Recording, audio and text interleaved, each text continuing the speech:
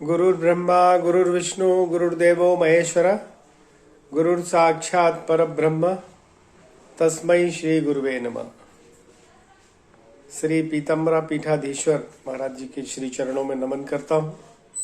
मैं ज्योतिष और चुनाव के विश्लेषण पिछले कई वर्षों से दे रहा हूँ।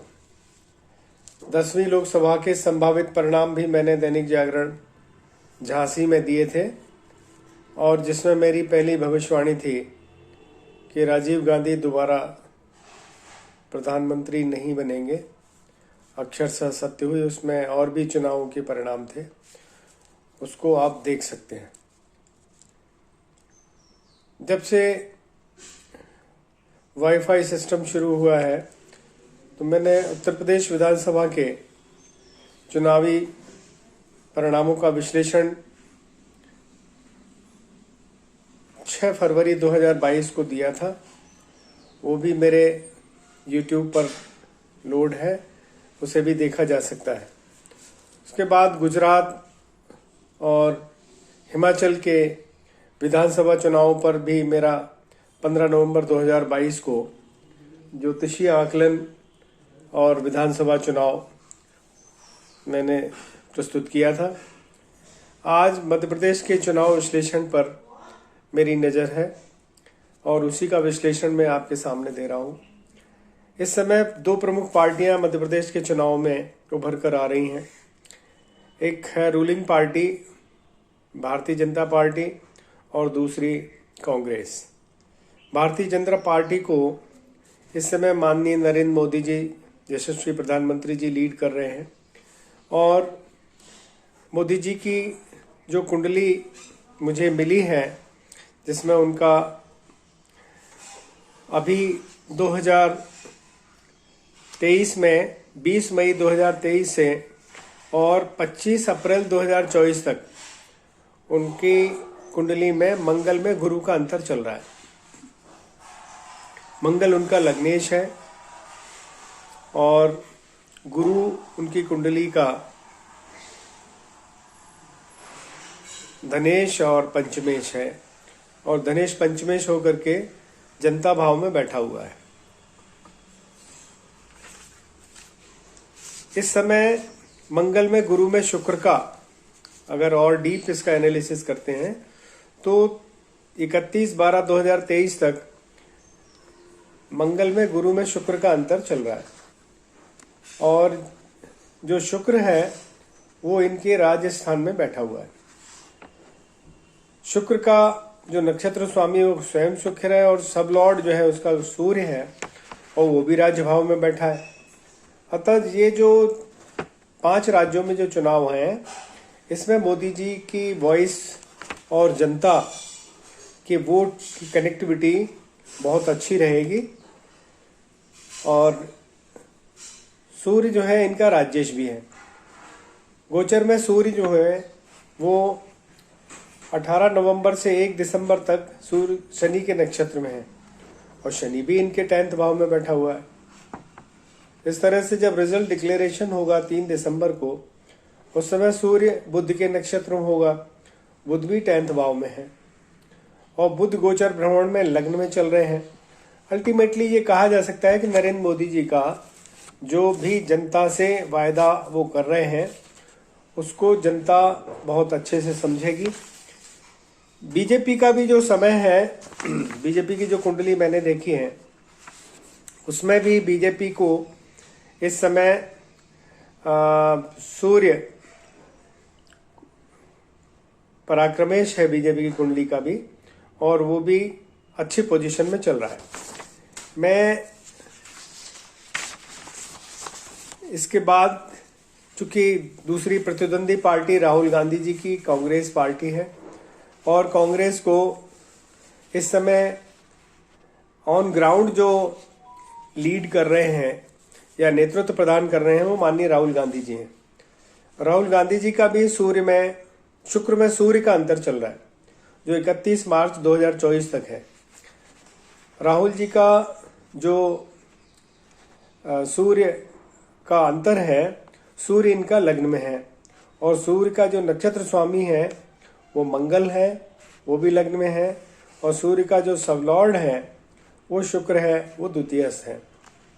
गोचर में भी सूर्य इनके बुध के नक्षत्र में चल रहे हैं और बुध व्यय में है। तो ये समय उनको जितना वायदा वो कर रहे हैं उतना उनको आउटपुट मिलने में थोड़ा सा शंका भी पैदा हो रही है।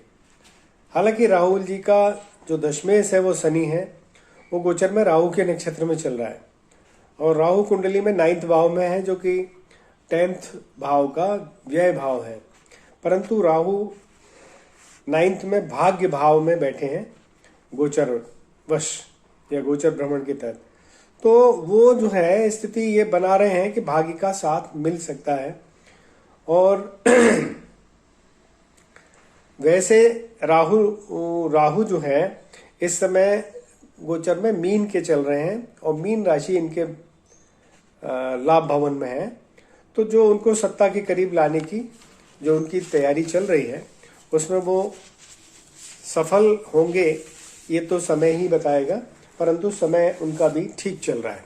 माने मध्य प्रदेश में जो संघर्ष वो कर रहे हैं उसमें उनको काफी कुछ सफलता मिल सकती है। मध्य प्रदेश के विधानसभा चुनाव को अगर हम देखते हैं तो मध्य प्रदेश में मतदान 17 नवंबर को हो रहा है और मैंने इसका कैलकुलेशन कि मध्य प्रदेश में पूर्ण बहुमत की सरकार बनेगी कि नहीं बनेगी, इसको मैंने देखा था। तो जिसमें मैंने देखा है कि रूलिंग पार्टी, क्योंकि रूलिंग में इस समय वहाँ भारतीय जनता पार्टी है और उसके लिए उसको लग्नेश से देखना होगा। और तो लग्न से 4th भाव का जो सबलॉर्ड है वो राहु है, वो द्वितीयस्थ बैठा हुआ है। तो जो राहु द्वितीयस्थ बैठ करके द्वितीय भाव जनता के भाव का लाभ भाव है, तो काफी कुछ अच्छी पोजीशन बना रहा है। परंतु राहु का नक्षत्र स्वामी केतु है जो अष्टम में चल रहा है गोचरवश, वो जो है अष्टम में बैठ करके सरकार के गठन में थोड़ी सी समस्या पैदा कर रहा है। अब अगर हम इसे ये देखते हैं कि वैसे जो स्थिति चल रही है, जो यहाँ का प्रश्न कुंडली से जो आया है कि बीजेपी की सरकार का गठन तो होगा परंतु समस्याएं साथ में रहेंगी। बहुत आसान स्थिति नहीं है भारतीय जनता पार्टी मध्य प्रदेश में सरकार गठन में बनाने में।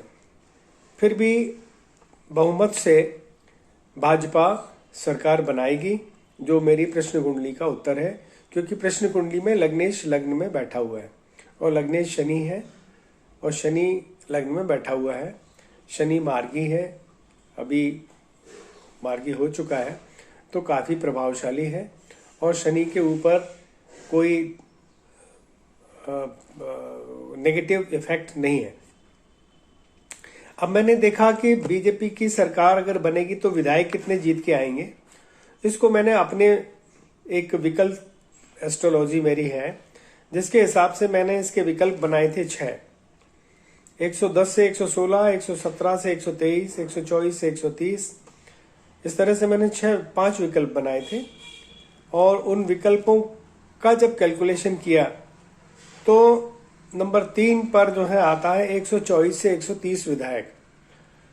तो मध्य प्रदेश में इस समय भारतीय जनता पार्टी के 124 से 130 विधायक चुन करके 124 से 130 के बीच में विधायक चुनाव जीत करके आने के संकेत मिल रहे हैं, जो कि पूरी संभावना है।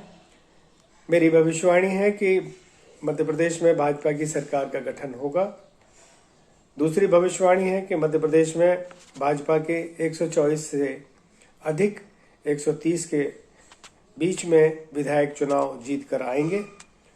तीसरी भविष्यवाणी है कि मुख्यमंत्री का नया चेहरा सामने आएगा। ये भविष्यवाणी में गुरुदेव पीताम्बरा पीठाधीश्वर के श्री चरणों में अर्पित करता हूँ।